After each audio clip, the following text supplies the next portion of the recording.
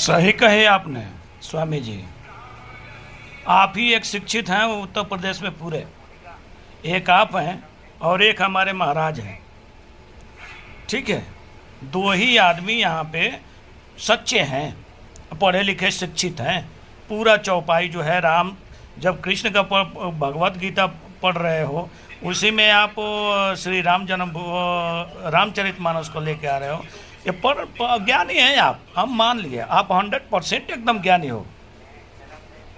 बाकी ये नहीं समझ में आता कि एक धर्म रक्षक होता है और एक समाज रक्षक होता है।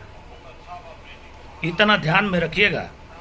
धर्म रक्षक अगर न होता तो आप यहाँ पे माइक पे बोलने वाले नहीं होते जो आप बाई बाई बिटोर रहे हैं। माफ़ कीजिएगा हमें, मैं भी एक अपना संत हूँ, ना कि आपकी तरह गुरु का सेवक।